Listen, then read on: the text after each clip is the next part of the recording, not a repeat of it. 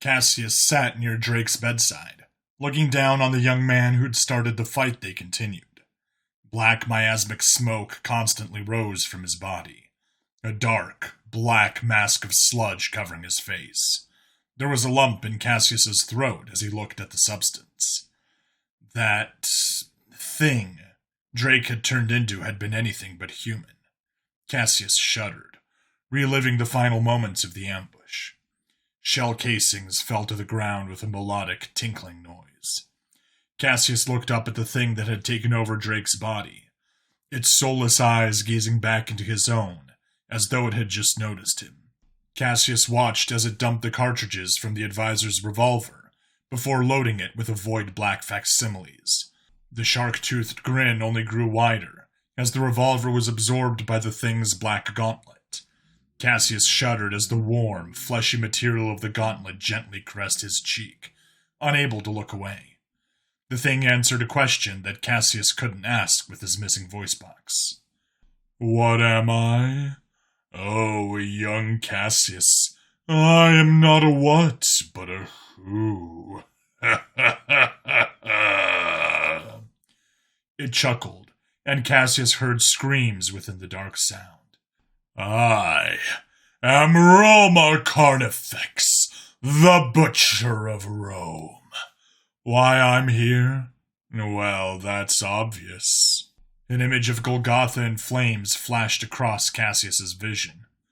"I'm here for the carnage, the smell of fresh blood, the taste of warm flesh, the chorus of screams. I'm here to make the streets run red." Carnifex gazed into Cassius's eyes. "And you're all going to help me."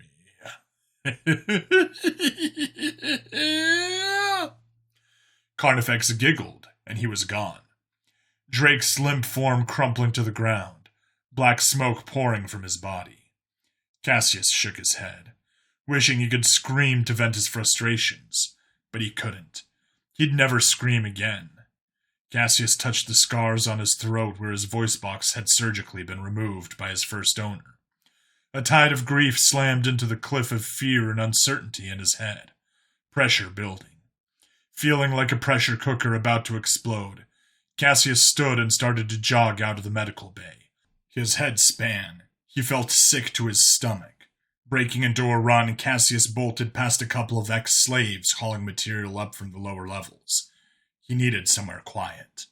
The halls of the bunker turned to a blur, Cassius's mind swimming with emotions he couldn't handle. After a while, he found himself huddled against a metal wall, red emergency lighting illuminating the room he was in. Looking around, Cassius felt a little dread begin to rise in his chest. He sat at one end of a massive, unfinished ballroom, the ground thick with dust. Brushing off his ragged canvas clothing, he got to his feet and wandered out into the middle of the dance floor. His heart began to pound, the silence around him only serving to make it thump in his ears. "Are you going to dance?" A youthful, but at the same time ancient-sounding voice asked curiously. Cassius whipped his head around in a panic, eyes settling on the ghostly pale teenager. Cassius stared at the teenager, both unsettled and calmed by their presence. Slowly he shrugged, before pulling out his text reader and typing a message. "Who are you?" the overtly cheery female voice of his reader asked.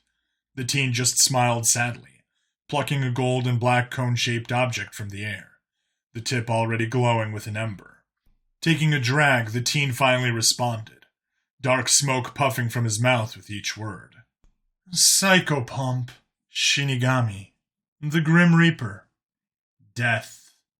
All are befitting monikers, but you may call me Grim. All my friends did." Cassius shuddered as a chill ran through his body. Looking at the teen, he noted the oddness surrounding them. Grim's pants were a dyed black material with lots of pockets, a shirt made of something synthetic with a print of a ribcage on it. Synthetic tennis shoes and the dull glint of metal peeked out beneath the cuffs of his pants. "Am I going to die?" Cassius's text reader asked, His heart began to pound again. The teen smiled softly. "Not today, young Cassius, and not here. I can't give you the specifics, but know that when you die, your death will not be in vain." Heart pounding, Cassius nodded. The teen, no, Grim, spoke with an utter, deathly conviction that was hard to argue against. Cassius was about to ask more questions when the teen simply smiled. "All will be answered in due time. However, for now, I'd be honored if you'd allow me to play a song for you to dance to." The embodiment of death reached into the air, drawing out a pitch-black violin. Cassius nodded nervously, but as the bow was drawn across the strings, Cassius felt the old ballroom dance floor call to him. Closing his eyes, Cassius raised his arms and began to flow through the room, memories of his first master surfacing painfully. Cassius's arms elegantly waved through the air, as a leg was brought stiffly up before being placed out and dragged back into a graceful hop step. The whip cracked. Cassius screamed and faltered mid-step, falling to the hardwood dance floor. Tacky blood dripped down the back of his silk bodysuit as he stared up at the scowling old Geknosion who owned him. He raised his arms in defense as the whip was brought back again. Please, I'll get it right, I promise. Please don't hit me. Please! The whip cracked down again. The coarse, tough, and thin rubber end of the whip split his palms open, making him scream. Stand up, 078, and stop this incessant whining! The master barked, whip cracking down again just as Cassius's hands fell away, the narrow end of the whip cutting a notch in his throat that began to spurt blood. Great, just great, the Geknosion muttered. Cassius straightened, standing on the tips of his toes as tears began to leak from his eyes, lifting one leg while his arms flowed through the air. He touched the tips of his toes to his knee before kicking out into an arch-legged leap, the sound of Grimm's violin a hope-filled raft in a storm of despair. Paralyzed on the operating table, Cassius wished he could scream as the Medabot slowly cut around his voice box with a laser. The gash in his neck had been repaired hours ago, but he could hear his master talking to the surgeon operating on him. No, I don't want its vocal cords clipped. I want them removed. I don't want it to talk back anymore. Not just talk back in a ruined voice. Cassius felt like he was choking as the Medabot grabbed and slowly pulled a lump of meat, bone, and cartilage from his throat. He could hear the wind whistling through the hole in his throat as the ventilator wedged between his teeth forced air into and out of his lungs. The Medabot slowly began to close up the hole in Cassius's throat. All he could do was hope for the end. Cassius landed from a jump and into a spin, arms forming a wide circle at his waist that he slowly rose above his head, before opening as his tears fell to the melancholy hum of Death's violin. Cassius spun to the claps and cheers of dozens of wealthy Geknosion elite, the melodic hum of a violin filling the auditorium. For once, Cassius felt something within that he'd never felt before. Arms flowing, he took long, graceful steps, touching the tip of his cloth shoe to his knee, before swinging it out and falling into another swing step. Feeling a surge of that energy in his chest, he performed a butterfly leap. His foot landed wrong. His ankle bent, and he went down hard. Cassius gazed up in horror as his master climbed on stage, whip uncoiling in his clawed hand. Cassius scrambled backwards, desperately, silently begging for forgiveness. The whip flicked back. Wham! Thump! Someone had tackled his master, swinging her violin at his face. Cassius watched in horror, trying to stop her as the master shoved her off, roaring in indignation. The whip flicked back again as the master got to his feet, but it wasn't aimed at Cassius. Rather, the elderly human woman who'd attacked the master. The old woman smiled at Cassius, a similar surgical scar to his on her throat. She smiled, mouthing a few words. Dance for me, not them. Crack! The whip came down hard, splitting the old woman's face open. Cassius wanted to shout, to do anything to stop it, but he couldn't. He couldn't move because his body wouldn't let him, couldn't scream because his master had muted him.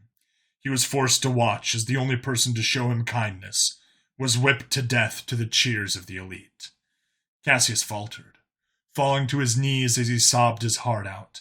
He remembered her now. Every time he practiced, she was there, playing her violin. Every time he'd been whipped, she'd bandaged his wounds. She'd been like a mother to him, the mother he never had or knew. "That was beautiful, my child. You've grown so much since I last saw you." The voice was soft, soothing, and all too familiar. Cassius turned his blotchy, tear-stained face toward it. There she was, sitting not 5 feet away, violin still tucked under her chin as she finished playing. Crawling over to her, he wrapped his arms around her, crying as he silently mouthed the words he wished he could say. "I'm sorry. I'm sorry. I'm scared, Mom. I don't know what to do." The old woman just smiled sagely, as though she'd heard. "Shh, my child. It's okay. I forgive you. I forgave you long before I forgave myself. But don't lie to yourself, young one." Gently taking Cassius's chin, she made him look her in the eyes as she set her violin to the side. Cassius sniffled and wiped his tears, listening to her. She closed her eyes, smiling softly, her voice a balm of milk and honey as she finished speaking. "Follow your heart, child, and remain loyal to your friends. There will come a time when they will need your help as much as you need theirs." She grew pale, incorporeal, a great look of sadness on her face. "I'm running out of time, my child. Remember."